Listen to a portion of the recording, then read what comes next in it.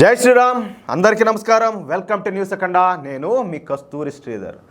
భారతదేశంలో సంచలనాలకు మారుపేరు ఎవరైనా ఉన్నారంటే ఖచ్చితంగా అది ఉత్తరప్రదేశ్ ముఖ్యమంత్రి యోగి ఆదిత్యనాథ్ గారే. ఆయన తీసుకునేటటువంటి నిర్ణయాలు, ఆయన తీసుకునేటటువంటి చర్యలు, ఆయన పరిపాలన ప్రతి ఒక్కటి కూడా సంచలనాత్మకంగానే ఉంటుంది, మామూలుగా అయితే ఉండదు.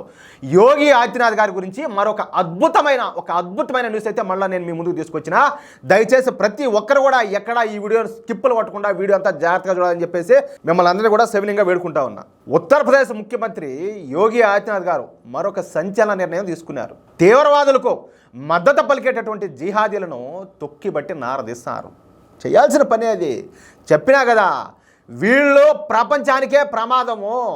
ఒక పిచ్చి కుక్కను మనం చూసి చూడనట్టు వదిలేస్తే అది 10 మందిని గరుస్తుంది, లేకపోతే 10 కుక్కలను గరుస్తుంది, అందరికీ పిచ్చి ఎక్కిస్తుంది. కాబట్టి ఈ జిహాదీల మనస్తత్వం ఎవరికైతే ఉంటుందో అది ఏ కులమైనా, ఏ జాతి అయినా, ఏ మతమైనా కూడా ఒక్కొక్కడినైతే తొక్కిపెట్టి నార తీయాల్సిందేను.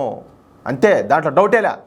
ఏ మాత్రం ఓవర్ యాక్షన్ చేసినా వాళ్ళకైతే యోగి ఆదిత్యనాథ్ గారు పోలీస్ దెబ్బలు ఎట్టుంటాయో రుచి చూపించారు. ఇంకా అసలు విషయానికి వస్తే, ప్రస్తుతం ఈ ఇజ్రాయెల్ హెజ్బుల్లా యుద్ధం జరుగుతున్న సంగతి మనకు అందరూ కూడా తెలుసు.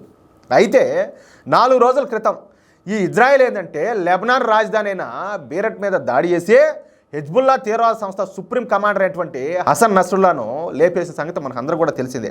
దీని గురించి మనం గతంలో కూడా చాలా వీడియోలో చెప్పుకున్నాం.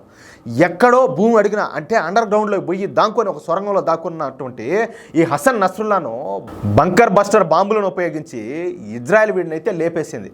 ఏకంగా 85 టన్నుల బరువు కలిగినటువంటి 80 బంకర్ బస్టర్ బాంబులను ఇజ్రాయెల్ ప్రయోగించడంతో ఈ హెజ్బుల్లా చీఫ్ అయినటువంటి హసన్ నస్రల్లా శరీరం ముక్కలైపోయి గుర్తుపట్టలేనంతగా మారిపోయింది. ఈ దాడిలో ఒక్క హెజ్బుల్లా సుప్రీం కమాండర్ అయినటువంటి హసన్ నస్రల్లా మాత్రమే కాకుండా వాడి మేనలుడైనటువంటి అహ్మద్ నస్రల్లాతో సహా మరొక 40 మంది హెజ్బుల్లా తీవ్రవాదులు అయితే ఒక్కసారి వచ్చారు. దీంతో హెజ్బుల్లా తీవ్రవాద సంస్థ నాయకుడైనటువంటి హసన్ నస్రల్లాకు మద్దతుగా వాడికి సంతాపం తెలుపుతూ మన దేశంలో కొంతమంది జిహాదీలు అయితే ర్యాలీలు నిర్వహించారు. ఇప్పుడు వాడేమైనా దేశోద్ధారకుడా, లేకపోతే ప్రపంచంలో ఏదైనా శాంతి నెలకొల్పేవాడా, లేకపోతే ఏం చేసేవాడు? వాడు ఒక తీవ్రవాది, వాడు ఒక తీవ్రవాద సంస్థకు నాయకుడు. అలాంటి వాడు చచ్చితే భారతదేశంలో సరే వాడి ఆండో చచ్చినాడు మరి, కానీ భారతదేశంలో దానికి ఏ పేరు పెట్టి ఎందుకని చెప్పి ఇవన్నీ సంతాప సభలేంది, ర్యాలీలు ఏంది ఇదంతా కూడా ఏంది దరిద్రం? అంటే మీరు జనానికి ఏం సందేశం ఇచ్చా ఉన్నట్టు? తీవ్రవాదానికి మద్దతు తెలపాలా, తీవ్రవాదులకు మద్దతు తెలపాలా అని? అంటే వాళ్ళకి మద్దతు తెలిపిన వాళ్ళు మీరేమవుతారు? మీరు కూడా తీవ్రవాదులే కదా. ఆ లెక్కన మిమ్మల్ని కూడా ఏం చేయాలా? మిమ్మల్ని కూడా లేపుదబ్బాలా, అంతే కదా. తప్పు ఎవడు చేసినా కూడా, లేకపోతే ఆ తప్పుకి ఎవడు మద్దతు ఇచ్చినా కూడా సేమ్ పనిష్మెంట్ అయితే ఇవ్వాలా. నేను ఇక్కడ ఇంకొక మాట చెప్తున్నా. యాడ్నో ఉండేవాడు, ఏ దేశంలోనో ఉన్నటువంటి ఒక ఉగ్రవాది చచ్చితే, ఒక తీవ్రవాది చచ్చితే మీరేడ ర్యాలీలు సంతాప సభలు చేస్తున్నారే.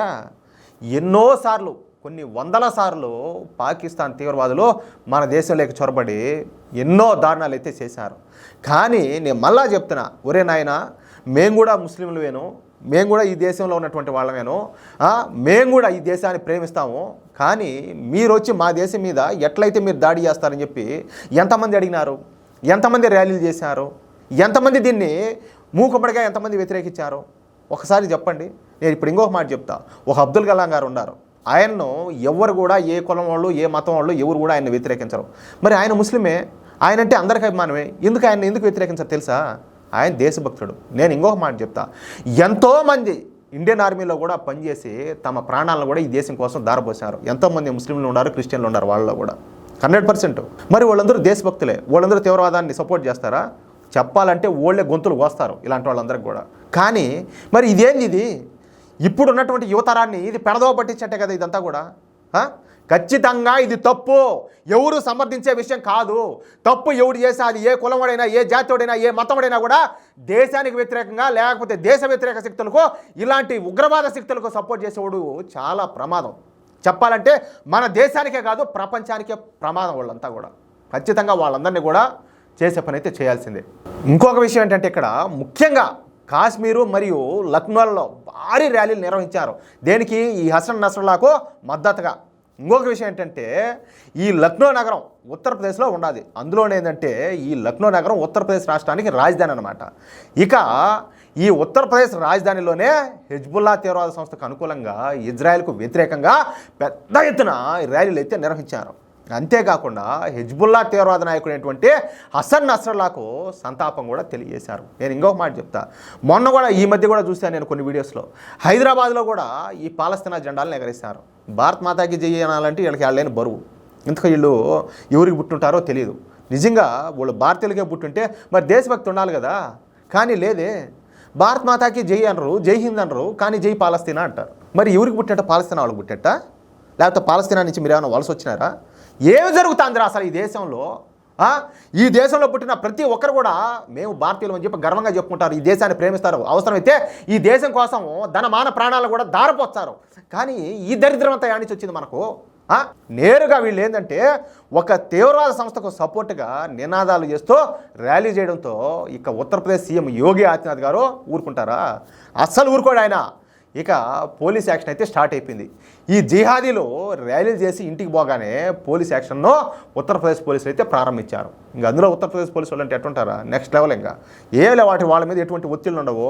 ఎట్లా అని చెప్పేసి ఒక దిశానిర్దేశం చేసి ఈ పని మీరు చేయాలంటే ఇంకేలా హనుమంతుడు పోయి లంకా దహనం చేసి వచ్చినట్టే ఆ మారి ఉంటుంది వాళ్ళ పని కూడా. సీసీ కెమెరాల సాయంతో ఈ ర్యాలీని నిర్వహించినటువంటి 50 మంది జిహాదీలను అయితే గుర్తించారు. అంతే, తెల్లారేసరికి ఈ 50 మంది మత పెద్దల ఇంటి ముందు పోలీసు వాళ్ళు అయితే నిలబడ్డారు. కానీ ఆ మత పెద్దలు ఊరుకుంటారా? ఊరుకోరు. పోలీసులకు లొంగిపోకుండా వాళ్ళందరూ కూడా పెద్ద ఎత్తున తిరగబడినారు.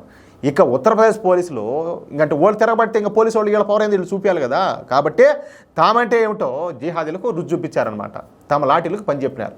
అంతే, ఒక గంట కల్లా ఆ 50 మంది జిహాదీలు పోలీస్ స్టేషన్లో ఉన్నారు. ఇక నేరుగా ఏంటంటే ఒక తీవ్రవాద సంస్థకు సపోర్ట్ చేసేందుకు వాళ్ళ మీద కఠినమైన సెక్షన్ల కింద కేసులు బుక్ చేసి లోపలేస్తారు. అంటే ఇలాంటి దిక్కుమాలిన ర్యాలీలు చేసే వాళ్ళను ఎలా డీల్ చేయాలో యోగి ఆదిత్యనాథ్ గారు ఈ ప్రపంచానికి చూపించారు.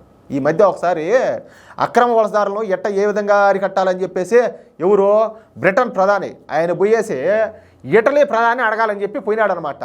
కానీ ఆయన ఒక తప్పుడు ఆలోచన చేశాడు. ఇటలీ ప్రధాని కాడికి కాకుండా యోగి ఆదిత్యనాథ్ గారికి వచ్చుంటే సూపర్గా ఉండిండు.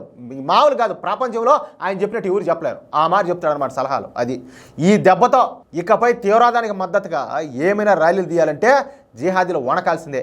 ఆ విధంగా ఉన్నదన్నమాట ట్రీట్మెంట్ అక్కడ. మీకు గనక ఈ న్యూస్ నచ్చితే, అదేవిధంగా నేను చెప్పింది కరెక్ట్ అని మీరు భావిస్తే ఈ న్యూస్ను తప్పనిసరిగా నలుగురికి షేర్ చేయండి. అదేవిధంగా మీ యొక్క అమూల్యమైన అభిప్రాయాలను ప్రతి ఒక్కరు కూడా కామెంట్ రూపంలో తెలియజేయండి. జై శ్రీరామ్.